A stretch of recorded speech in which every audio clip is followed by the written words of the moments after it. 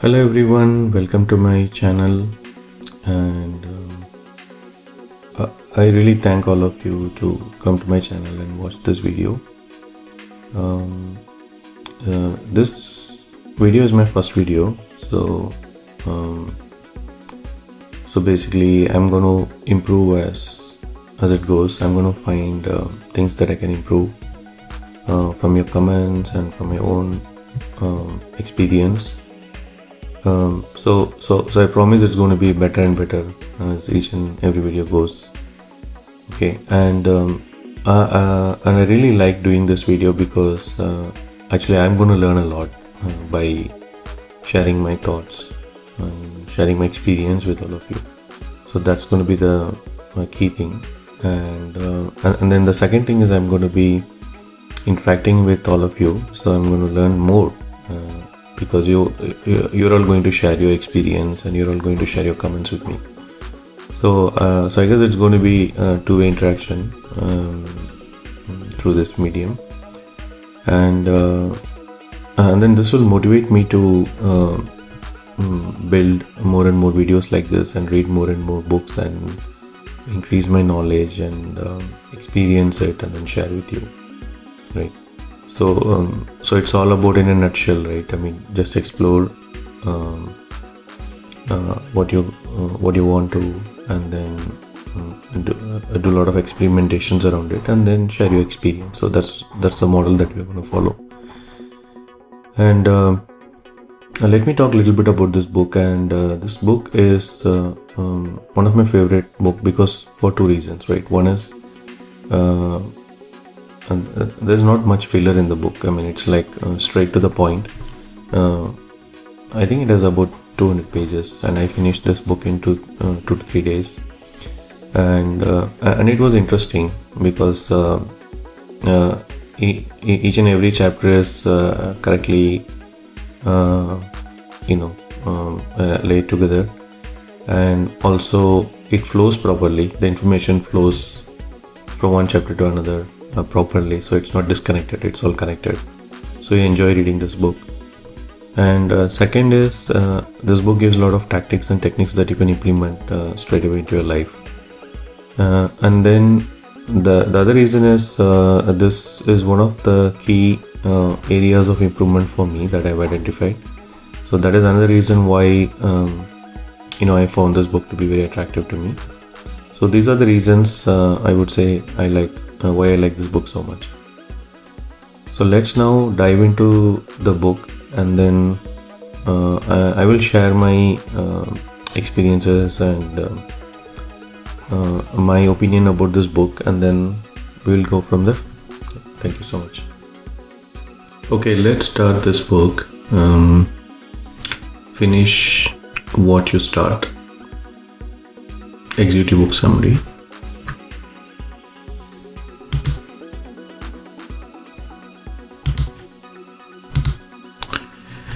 Okay, so this book is about the art of the following through, taking action, executing, and self-discipline.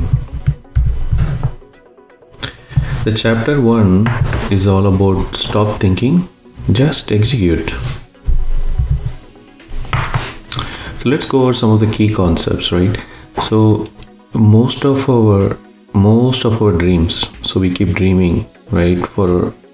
We keep setting our goals year over year, and we have a lot of bucket lists. Like, I want to go to Egypt, I want to go to South America, Brazil, Canada, I want to go to Switzerland, Europe, and I want to do this. I want to learn guitar, I want to learn piano, I want to learn this sport, or I want to be be a good spouse or good father.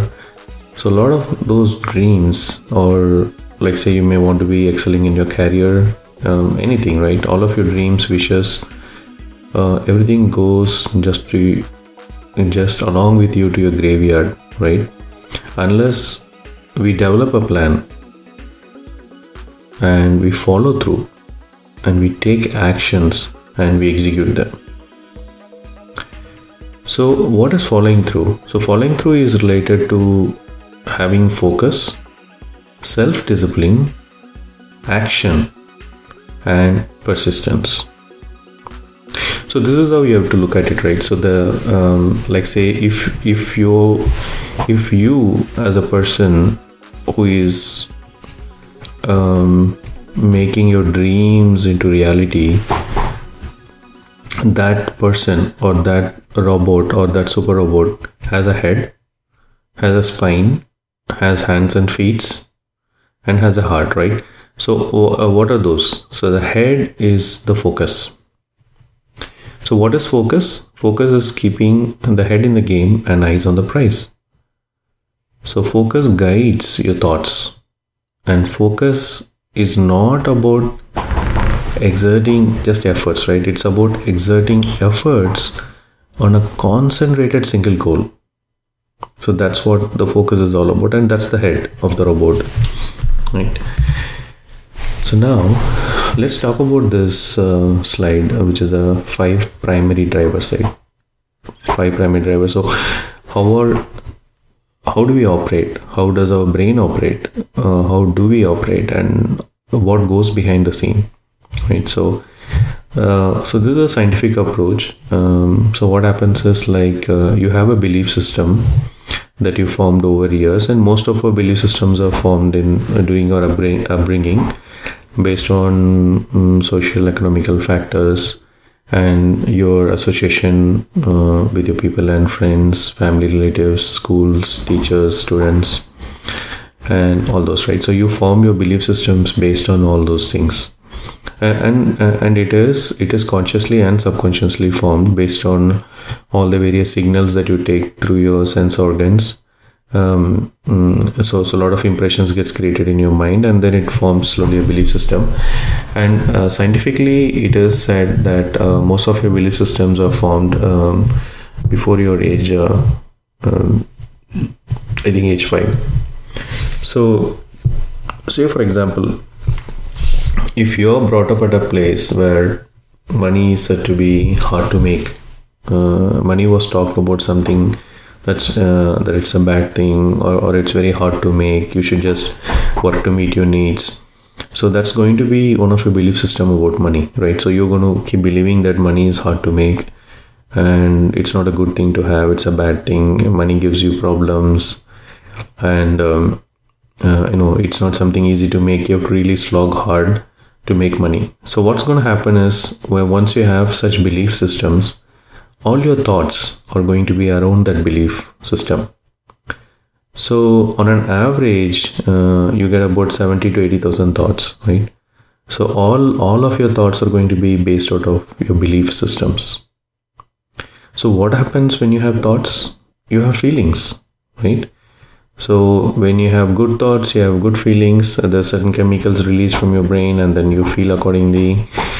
And when you have bad thoughts, you'll have bad feelings. And when you have depressing thoughts, you're going to have depressing feelings, right? So so the brain is going to just do its work. So it's once you have thoughts, it's going to release certain chemicals in your body, and that's how you're going to feel accordingly, right? So when you work out, why do you feel good? Because brain releases some chemicals in your body, and it makes you feel good. There is a good factor. So what happens when you feel, right? So you're going to take some actions based on your feelings. So if your feelings are angry, you're going to take some actions based on your angry feeling. If you're going to be happy, you're going to take some feelings based on your happy feeling.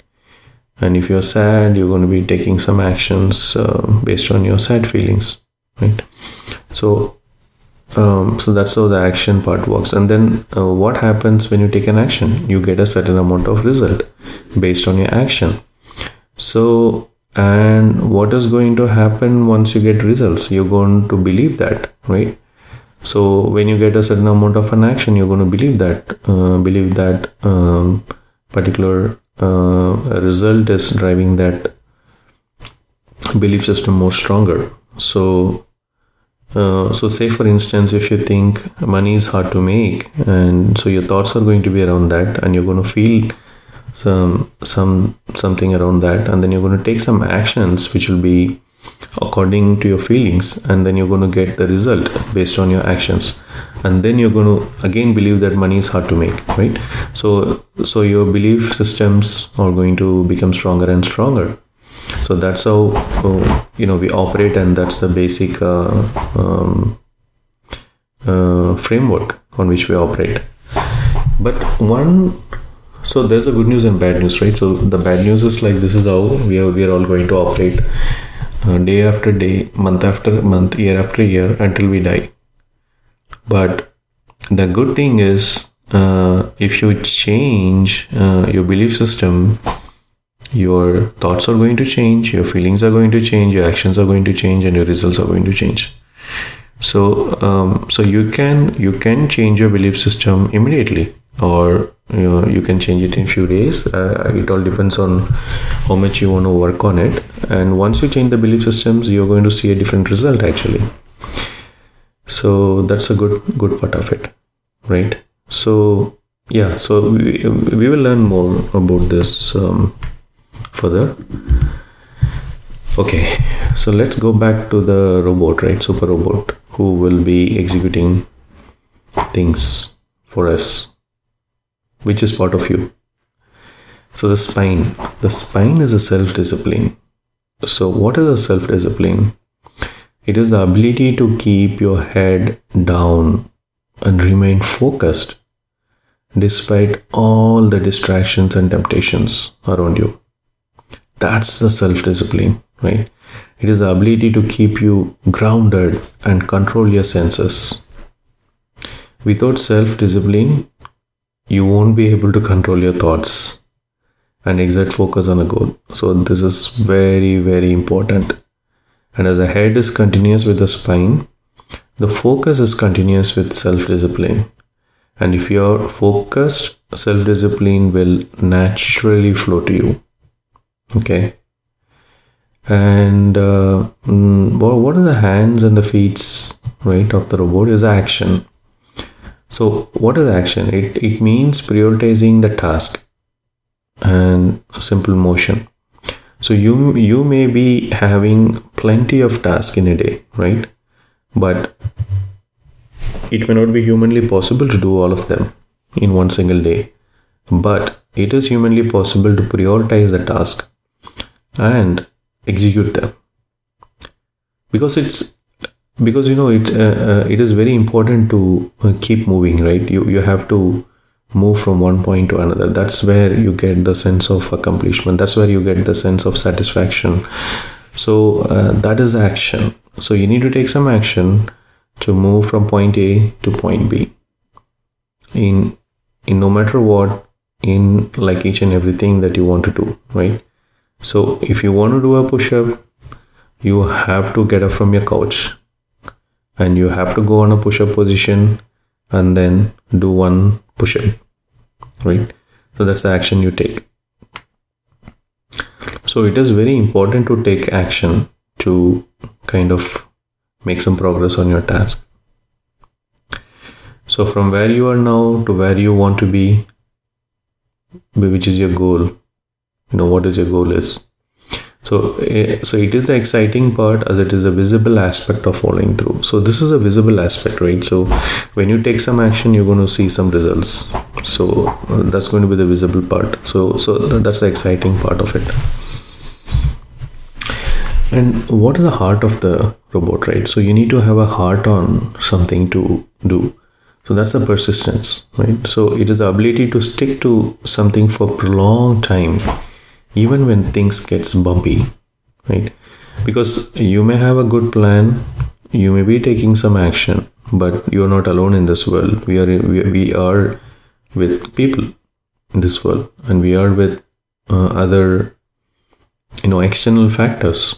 So how long you can stick to your goal, right? Performing the task that you need to do, take some action, make some progress, keep moving. How long you can do? How prolonged time you can do? That's the heart, that's the persistence, that's the passion that you have on your goal. So that's very important actually. So the head, the focus, the spine, the self-discipline, the hands and the feet, the actions, the heart, the persistence makes the super robot of you to finish things that you start by the art of following through. Okay, so now we know about what is following through. What is that little robot inside us that can do the task for us, that can materialize your goals, that can realize your dreams, right? So we know that now. But why we don't follow through, right? There must be some reasons why we don't do it. Because maybe most of us know what it takes to do all those things, but then why don't we do it? Why don't we follow through? Because that's where most of us fall, right? Why don't we follow through all our goals, all our dreams, all our wishes, all our bucket list? So those are again categorized into two major things: inhibiting tactics and psychological roadblocks, right? So inhibiting tactics, so this refers to our scheme that we sign up ourselves voluntarily for misusing our time and efforts. Okay, and the setting bad goals. So sometimes the goal is too abstract, like I want to be healthy. So how how this goal is clear, right? To yourself or to others. So you want to be healthy. Wow, that's such a big goal, right? And that's such an too abstract goal, actually.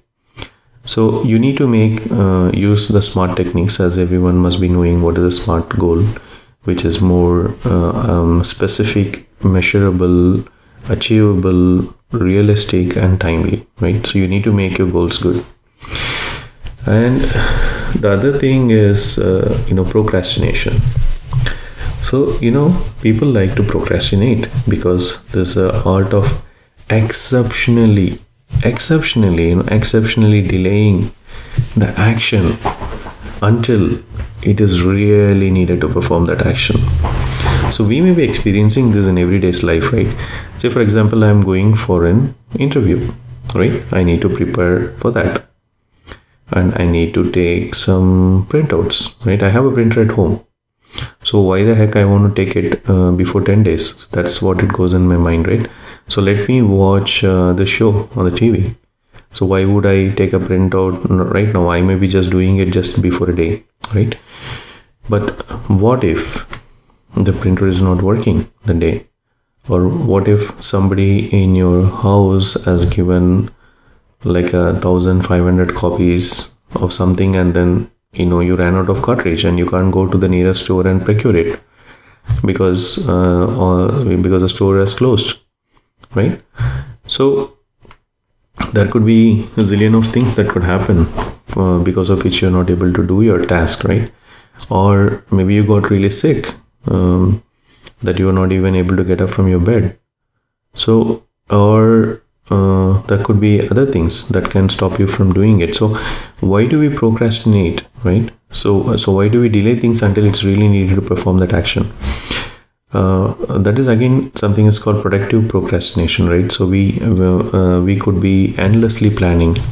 Hey, you know what? I'm going to watch this show, watch this movie. Then I'm going to go out for dinner with my family, and then I'm going to come back, and then I'm going to take a nap, and next day I'm going to get up, and then I'm going to get up really early in the morning, and then start doing all these things, right? So this endless planning. You just keep planning, and then when that plan doesn't work, you just keep doing another planning. So you never want to take an action. So that is a procrastination, right? Temptations and distractions.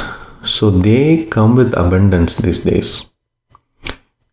In the 21st century, it is really hard to avoid temptations and distractions, where the information is available in abundance and the time available is limited.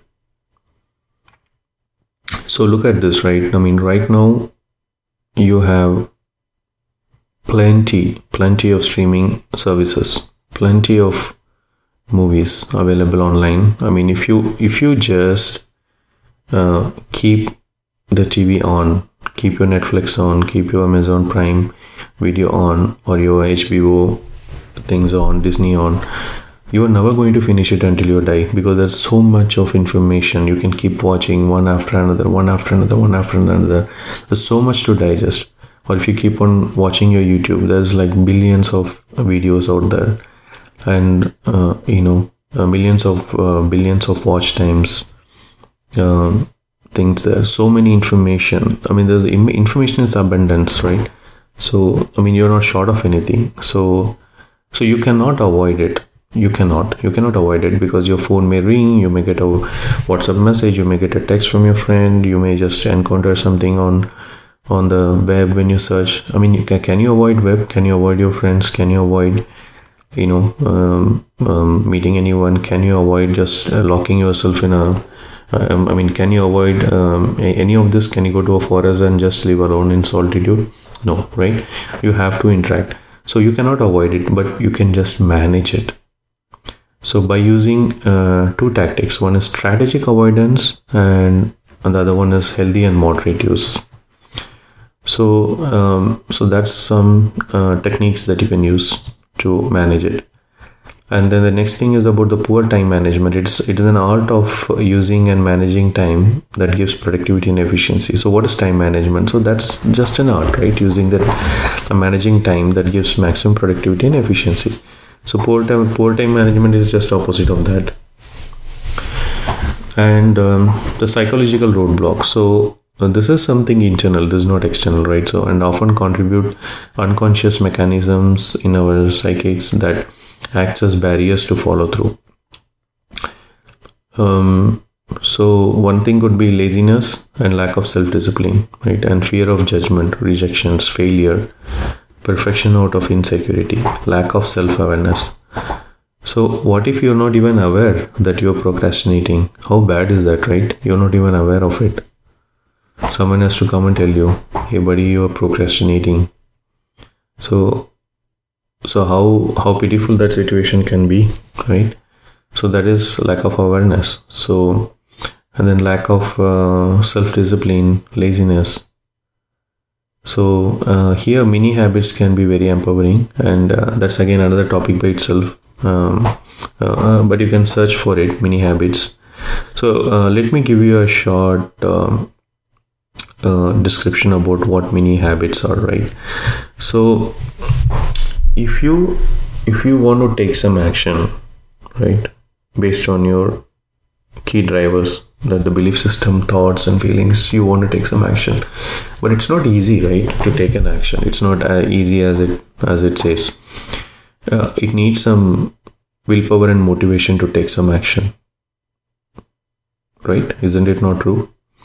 So like say if the feelings tells me that hey, do 10 push-ups, but I'm really lazy, right? I'm just sitting in the couch, I want to complete that movie, I don't have any motivation or willpower to do it, because the reason is, first of all, my mind or my feelings tells me that I want to do 10 push-ups. So I need to get up from my couch, go on a push-up position and start doing 10 push-ups. So there is an estimation in the mind that happens automatically, how much effort it takes to do 10 push-ups, right? So in order to overcome that internal inertia, right? So you need to have a willpower or motivation which is greater than that. Only then you will take an action. So that's again another scientific approach of how and why we take actions, right? But if you have a mini task, mini task, then it's going to be easy, or it's going to have less willpower, less motivation to start the task. Like say instead of 10 push-ups, if I give myself task to do 1 push-up, then the amount of energy needed in inertia to overcome that internal inertia is much less, 10 times less. So I may most likely take an action, right? And even if you break it down into further mini task, like say if you just want to get up from your couch, and then the next mini task is just lay in the push-up position, and then the next mini task could be just do 1 push-up. So those are the that's how you can break down your task and start using mini habits to overcome your laziness and bring some self-discipline. Okay. and fear of judgment. So this paralyzes from following through, because you always have the fear of judgment, what someone is going to think about me. So you're going to keep thinking like what my friends are going to think, what my spouse is going to think, what my parents are going to think, what my kids are going to think, what my coworker is going to think, right? So here is where I quoted a famous quote by Charles Collier. I am not what I think I am, and I am not what you think I am. I am what I think you think I am. Right? So I am not what I think I am, and I am not what you think I am. I am what I think you think I am. So that's the thought on which most of us we are living, and we are spending our whole life, right? So we have to come out of that thought process.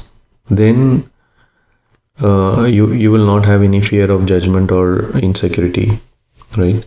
So you have to slowly improve on that, and then come slowly away from that particular thought process. Okay, and perfectionism out of insecurity and lack of self-awareness. So what are the things that you can do to improve your self-awareness? You can do journaling, and you can do weekly, daily, monthly reflections. So those are all can be very powerful to bring some awareness about how you feel, how you think, and how you act, right? So self-awareness is very, very, very important, because that gives a feedback system, right?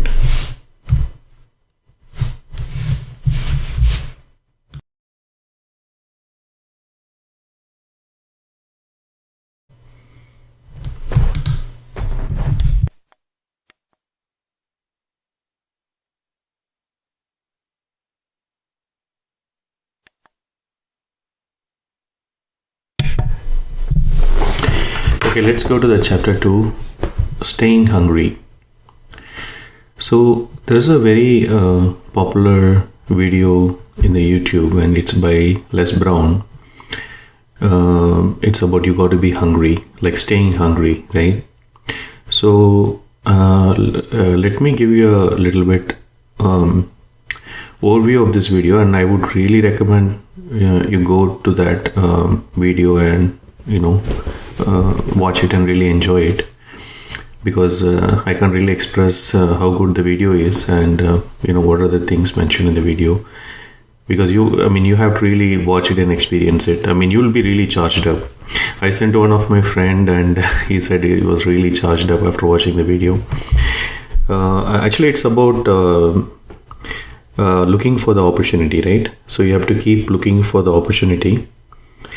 Otherwise, opportunity will be knocking the door, and you will not even know, actually, if you're not hungry.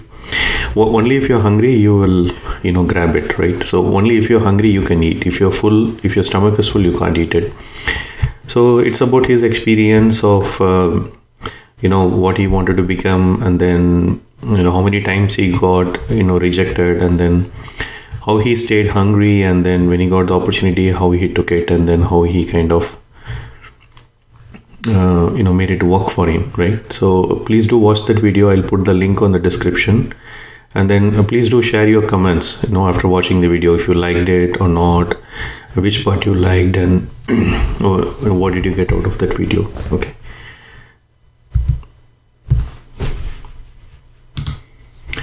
so let's talk about the key concepts, right? So the lack of drive will be caused by when there is a massive disconnect between the three important factors. What are those? What the things we care about represent, the positive benefits we receive from our action, the negative consequences we can avoid related to our causes. So human response with two important things. One is pain, and the other is a pleasure, right? So when you're going to get a punishment, you're going to do that. When you'll be put into prison by breaking the law, you will follow the law. That's the pain part of it, right? The pleasure part of it is when you get some instant gratification, the human brain wants to go for it, right? Like you want to do that. I mean, it could be instant or it could be long term, but different people respond different way. But most of us respond to the instant gratification. Like if there is a chocolate, dark chocolate or any chocolate that you like is in front of you, you're going to grab and eat it because that's the instant pleasure you get out of it, right?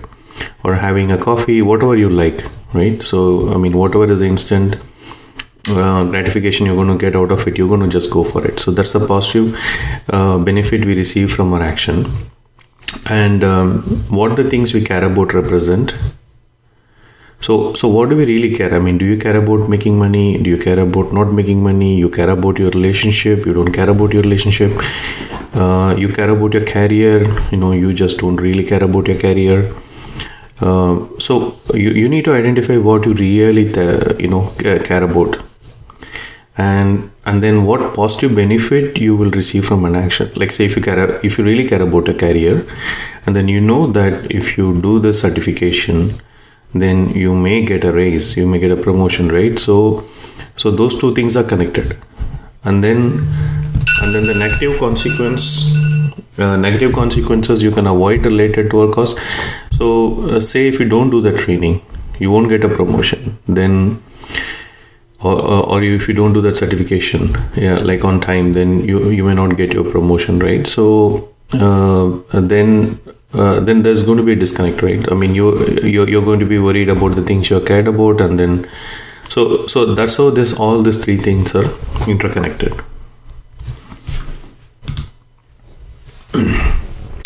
So some of the ways to keep motivated and keep your drive on is by having an external motivators. That could be an accountability partner, like by having a single person holding you accountable. So this could be really easily implemented, right? You have a lot of coaches these days. If you have some budget, you can go for a coach and sign up for some coach and who can do a weekly review with you and then make you accountable for your task. Or if you don't have a budget, you can even start into some Facebook groups or or even with your close friend, right? You can say that, hey, I'm going to send you an email every week for the next week I'm going to do. So we're going to have a 10 minutes call, right? Apart from our regular the fun time that we have. I mean, we used to go for beer or we used to watch a movie together. So why don't we do this together, right? So why don't you help me out? That way I'm also benefited, right? So you can ask him or your spouse or even your kid, anyone, right? Or your father, mother, whatever stage you are, whoever is somebody close to you, you can make them account. You can make them. You can ask them to make you accountable for what you're going to promise to do that week. I would recommend just go with a weekly plan and then have them make you accountable for it. That way you're on track. I mean, if you go with a monthly or quarterly, then you may not be really feeling accountable. So daily would be too much of a thing, overhead for both of you. For you and also for your accountability partner. So just maybe try with weekly or bi-weekly. That would be a good frequency I would recommend. Even I have an accountability partner. So I mean, I really love that relationship, and it's really good. Yeah, he is my coach. I mean, he's my executive coach, and also he is one of my close friend actually during my college. So we kind of have a good chemistry, and then he's very good. He's really efficient, and also he makes me efficient, right? So I'm seeing a lot of changes in me. Like he's really so whenever it's required, he's aggressive on me, and also he's lenient when things are he knows it, right? How to make it work. So this one really helps. So I'm just stressing a little bit there because this one really works. Accountability partner, accountability groups is like it's just a little bit expanding, right? More than that, more than one partner. So you're going to get into a group of multiple people having the same mindset, same following through mentality, and then have them make you accountable, right? I mean, each one of them are going to check with you. Like one person may be checking with you 1 week, the other person may be checking in the middle of the week.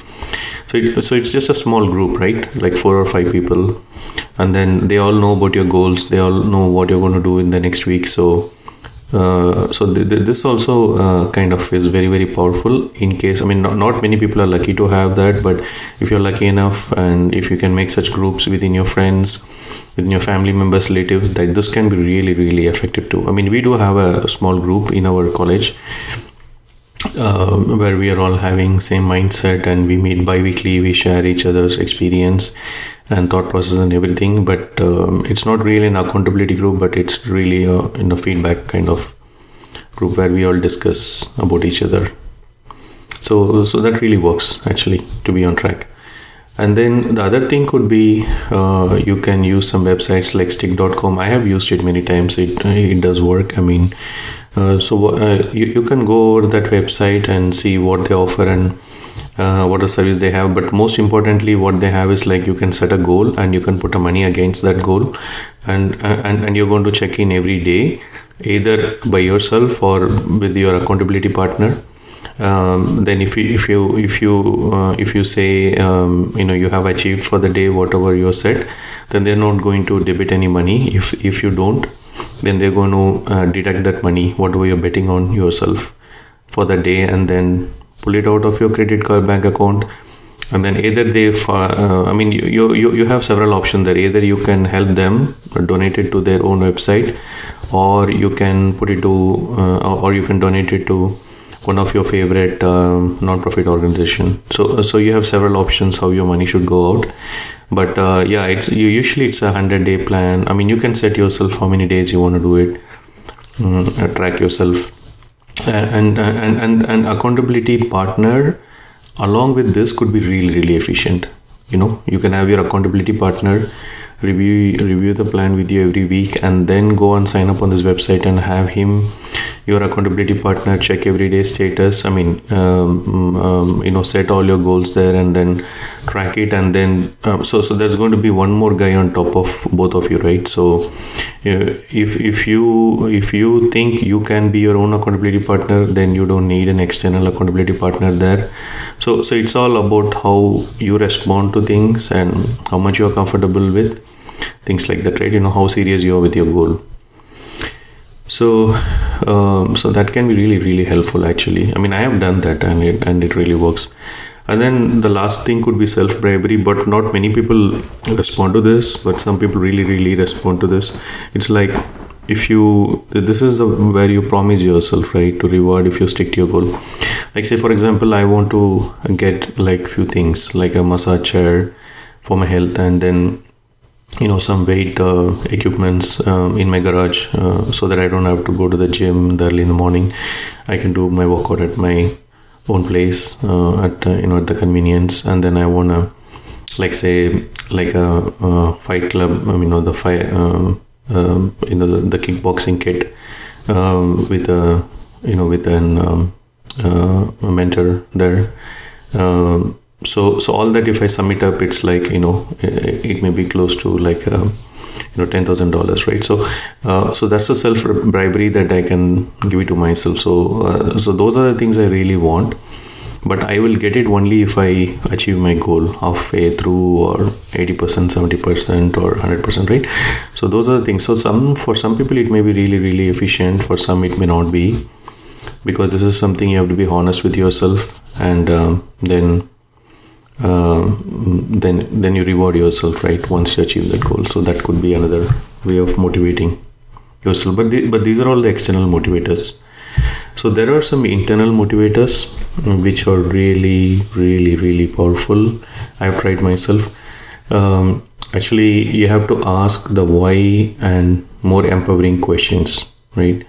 So what is your brain? So we talk a little bit about our brain, right? How it is made up of, and also there are about 100 billion brain cells. So that's about the same number of stars we have on the Milky Way galaxy, right? So you can imagine the power of the brain. So, and then each neurons can have so many connections with other neurons, right? So you can have from 100 trillion to 1000 trillion connections, synaptic connections, brain connections. So that's where all those magical things happens in your brain, right? All those memory power, computing power, all your logical reasoning, and your aptitude, and all those things happens there with that powerful tool. So it is even more powerful than Google. So so you ask a question, so it's going to also you receive constant stimuli from external senses, right? All your five senses. So from your eyes, ears, nose, and from everywhere. I mean, you're going to receive all the external stimuli, and it's going to store that as a memory, knowingly or unknowingly, consciously or unconsciously, right? It's going to just store everything there. So when you ask a question, it's going to search and give you the possible answers. It's like same thing like Google, but more powerful than Google. So instead of asking, so it all depends on what question you ask yourself. Are you going to ask a question that's going to be more empowering to yourself? Like, say for example, if you ask to your brain that what are you getting out of this, right? How will your life change or benefit if you do this? How will your family benefit out of this? What impact you will have on others? What positive emotions will you get if you do that? How will your action lead to the short-term and the long-term goals? So when you ask such empowering questions, that's going to give you all possible answers, and then that's going to really be the internal the compass for you, right, to go in the right direction. So it's going to make your thoughts align properly. It's going to make you feel properly, and then it's going to generate some actions accordingly, and then you're going to perform those actions. So these empowering questions, these why questions, and then these empowering questions are going to really be your internal motivator for you to move forward, right?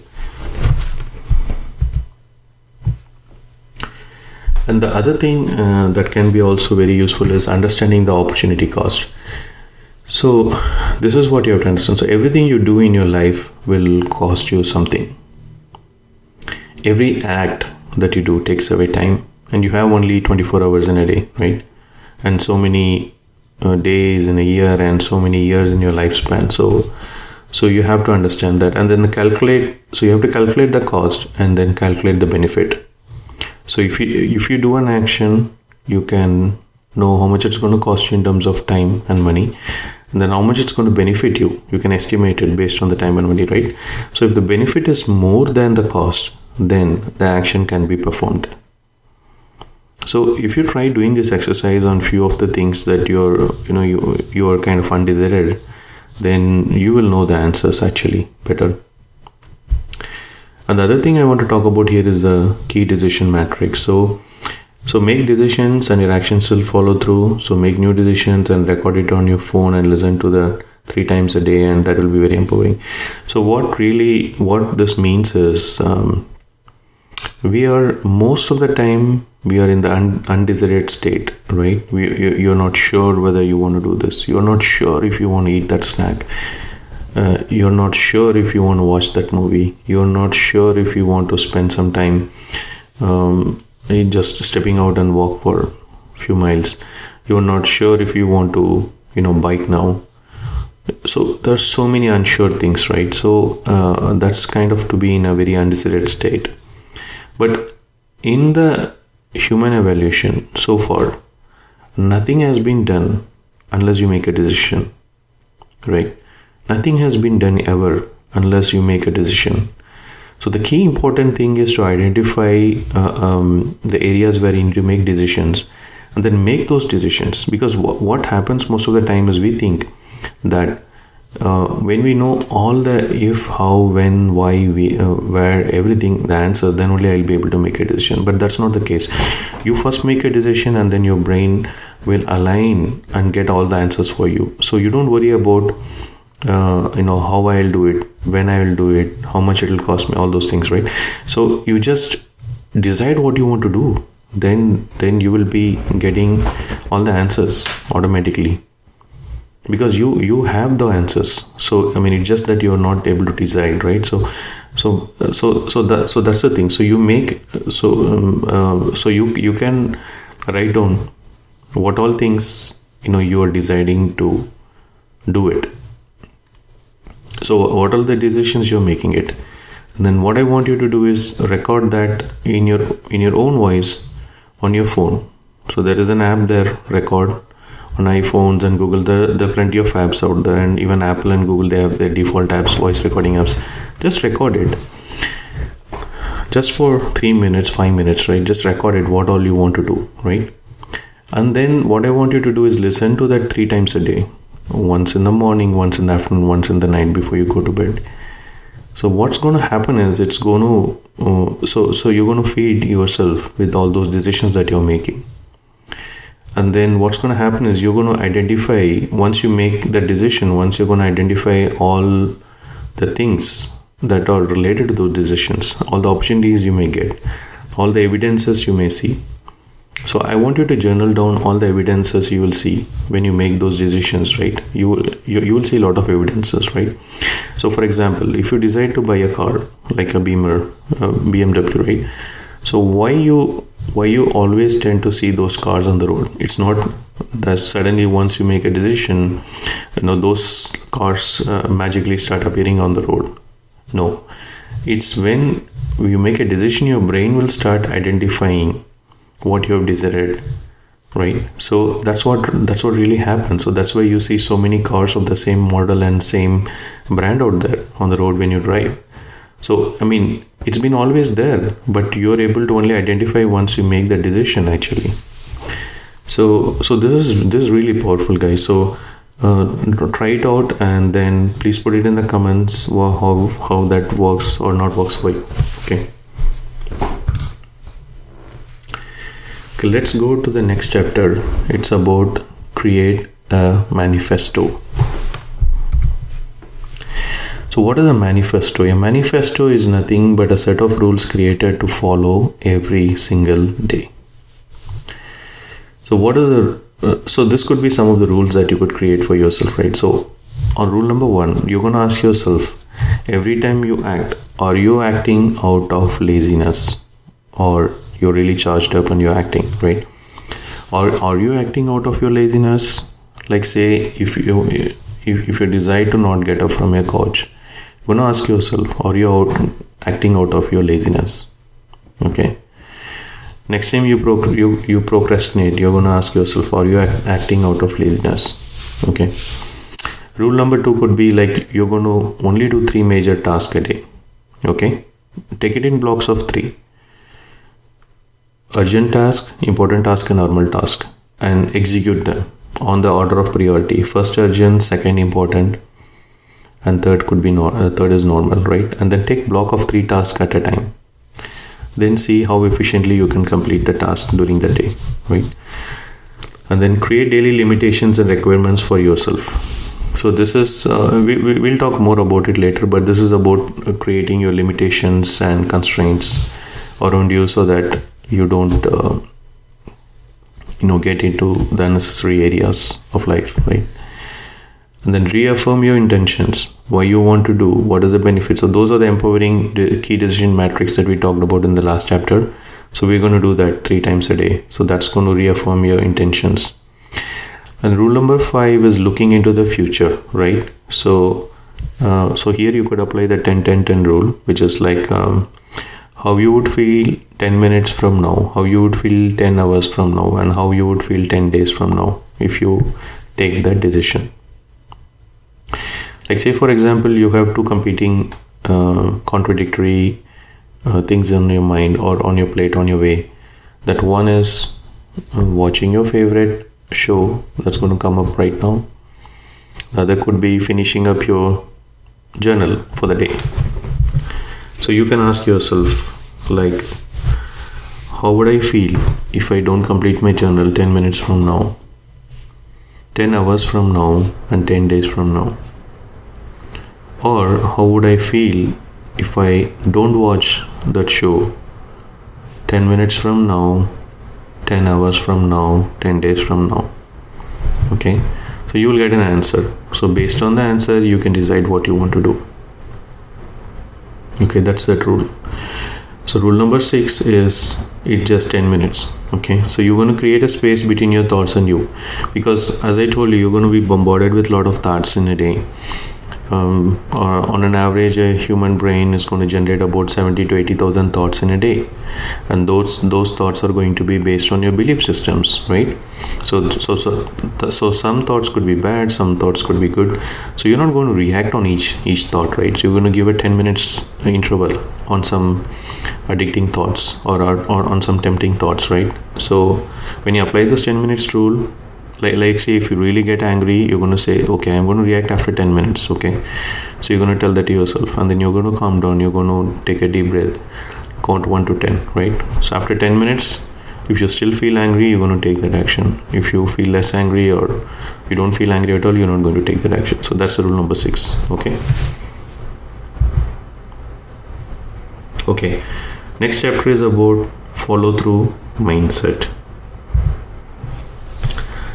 So mindset is a set way of visualizing and approaching problems and solutions. Okay, so mindset 1, it's all worthwhile.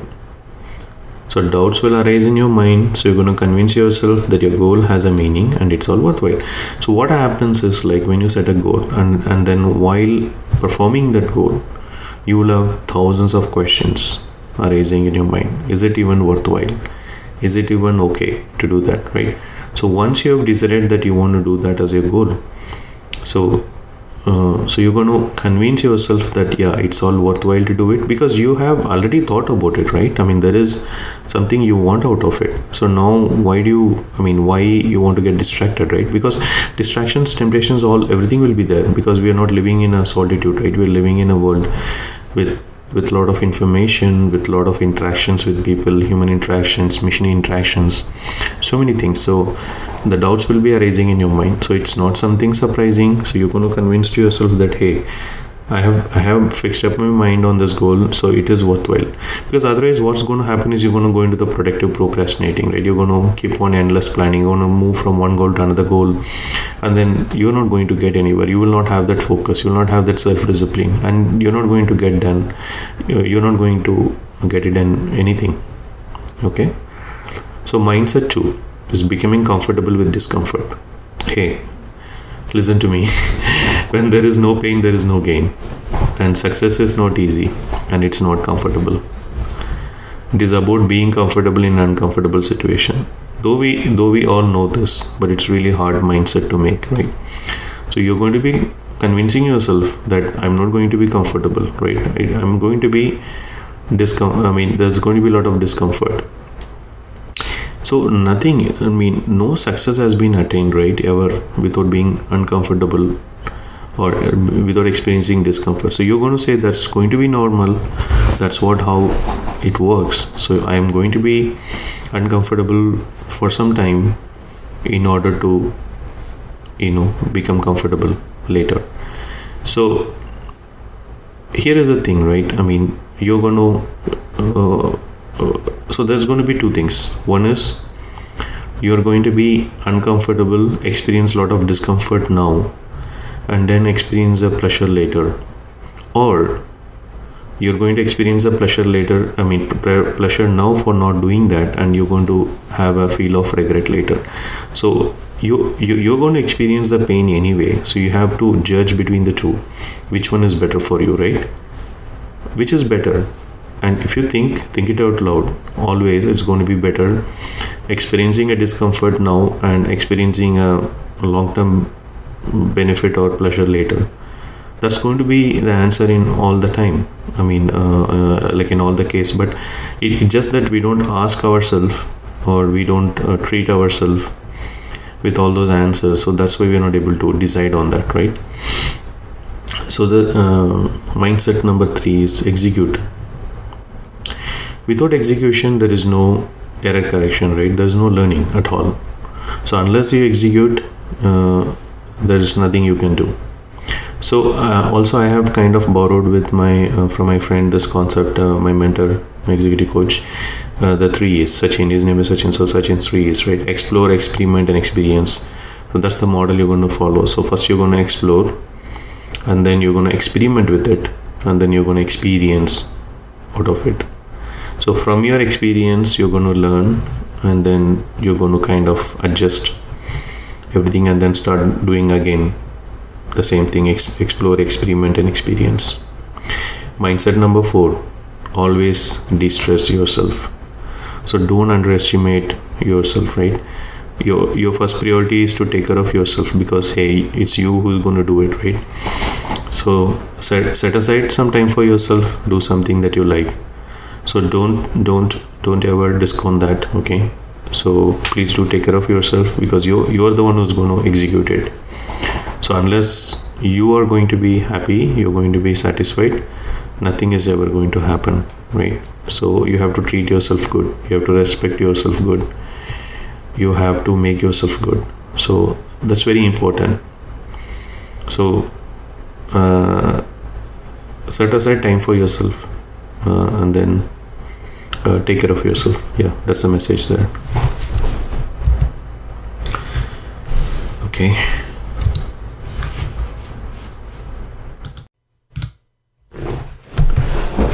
Chapter 5 is about the science of smashing procrastination. So, how do we tackle procrastination, right? Because there's always a time inconsistency between the two self within us, right? So the one self wants instant gratification, and then the one wants gratification in the future. So how do we resolve that? Say, for example, you have a goal of losing 35 pounds in 1 year, right? So that is the self that looks for the future gratification, like future experience for the pleasure, right? Once you lose the 35 pounds, you're going to get a lot of health benefit out of it. You're going to be really happy, feel good factor. You'll be able to put on your old clothes that you love. So all that, right? So that's the future self that wants that future gratification. But then there is your favorite pizza or snacks lying out in your kitchen. Someone is making some of your favorite food. So that self wants the instant gratification, right? I mean, he can't avoid it. So there is a disconnect between the two. I mean, there is a time inconsistency, because the one person within you wants instant gratification, instant pleasure, but the other person inside you wants a long term. So there is always a battle between the two, right? So we have to resolve that. So that is one. And then there is a temptation bundling. So what you can do is you can fuse the pleasant task with unpleasant task. Say, for example, if you want to walk 30 minutes on the treadmill, but that becomes an unpleasant task, right? But then if you are motivated to hear an audiobook for 30 minutes, that could be a pleasant task. So you could bundle both, like you could do unpleasant task with a pleasant task. That way you can get the work done. And then we already talked about the mini habits, and I'll put the link on the description for that book. You can whenever you have time, you can go through that, because that book is in depth of how to apply that principle and how to understand what is mini habits and what are the impacts that can have on your life, right? So that's the power of mini habits that start easy and small, and then have some kind of daily ritual. So what I've seen is fear is inherent in us, and phobia is as well. So you could use that to fuel your inner motivation. As we already discussed, human only responds to two things, pleasure and pain. So you can use that fear part to kind of fuel your internal motivation. Okay, so let's go to the next chapter, which is No Distraction Zone, chapter 6 in that book. And the key concept is you have to minimize your distractions. That's out of sight, out of mind concept, right? So try to minimize your distractions. So when you're working in your block time, try to turn off your phone or put it in the airplane mode, so that you're not being distracted by the notifications, because it's really hard, right? I mean, if you keep your phone on, everything on, then if you receive a call, if you receive push notifications on the phone, you're going to be distracted. So you have to minimize your distractions actually. And then create default actions wherever possible. Like say if you want to avoid sodas, then put the soda cans in the refrigerator that's in the garage, or store it in the garage, right? Don't create default actions which is not beneficial for you. So create default actions where possible. So instead of that, keep like a vitamin water or flavored water near to you. So you're going to grab that, right? So that's setting up your environment accordingly, right? And then single tasking. So a lot of people believe in the multitasking, but it's actually there's nothing like multitasking, and you all know that, right? It's only a single task. The human can only execute one task at a time. It's just the ability to switch between the tasks that is what we think as multitasking. But that's been proven that that it increases an attention residue. So that way it won't be beneficial for you. So that's why there is another concept. Instead of multitasking, you can use batching process. So batching is nothing but scheduling similar kind of tasks together. So you need to identify what all tasks are similar, and then you batch them together so that the attention residue is kind of less. And then preparing a don't do list. So usually we create a to-do list, and if you create a don't do list, because to-do list may be 20% of the entire bucket list, but the don't do list could be the 80%, right? So if you identify all the 80% of the things you don't like to do, you don't want to do, then that can be very empowering. That can be very, very effective actually. So this will be very powerful to eliminate the waste. And then the 40-70 rule. So if you've got 40% of the information needed, then don't act, right? But if you get almost 70% of the information ready before you can start the project, then you can start acting. And then the remaining 30 you learn along the way. You don't have to wait for the 100% of the information to be obtained before you can start the task or the project. And as always said, schedule time for rest and leisure activities so that you're not burnt out during the process. So schedule enough time for yourself for rest and leisure activities. So let's here talk about the chapter 7 of the deadly pitfalls. So what could be the deadly pitfalls, right? In the way of execution that comes on the way of the execution. What is the false hope syndrome? So it is when you expect that you'll be able to take some small action and change things to a great degree. So that's a false hope syndrome, right? It is like hitting the home run or the last over all 6 attitudes. So be really realistic, right? Don't have any false hopes. And then overthinking. So overthinking can paralyze you, and you'll keep on thinking and you'll not be even able to take the first action. So here the small habits will be very empowering to take the first step. And then worrying is basically when you fixate on something and start drawing negative scenarios or pitfalls. So those are the things you need to avoid. Okay. And then the last and the final chapter is about daily system for success. So you have to create a system, right? Set of daily behaviors. And it doesn't have to be more complex than that. So it's just a daily ritual.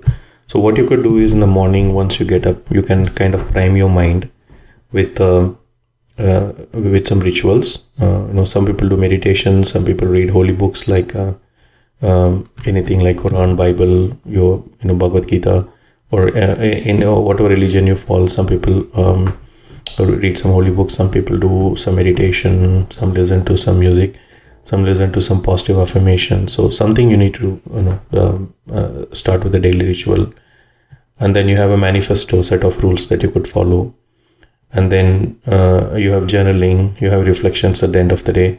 So you need to create a daily system, right? That way you'll be operating more efficiently, and that'll be forming as a habit within yourself. And then you have a daily schedule for your exercise, you have a daily schedule for yourself, you have family time, so all kind of things, right? You need to create a skill system actually, which will work for you. And then you need to keep a scorecard, because just creating a system is not enough. You need to measure everything, and then measure not everything that's large and trivial, right? So that way you can keep a scorecard and then see how much you scored against it. And please manage your time efficiently, estimate realistically, and lower your transaction cost. Just make undesirable behavior inconvenient and desirable behavior convenient, because as I said, everything is associated with a cost. So you need to lower your transaction cost and gather all the information and materials needed before you start, and then keep your environment with less distractions. Avoid the pitfalls that we talked about. Also apply that logic. If you have 70% of information ready, you can start working. If you have 40, then don't start working. Gather all the information so that you have the 70% of it to start working on that. So these are the things you can create yourself for the daily systems. That way you will be working more efficiently. So that concludes everything. Thank you so much and for watching this video from beginning till the end. And I hope I added some value in your life, and hope you're able to take some action. Please do share your comments on the comment section, so that I can know, I can understand how you like the video, and what you want me to improve on this, and other things. Thank you so much, and talk to you next time. Bye.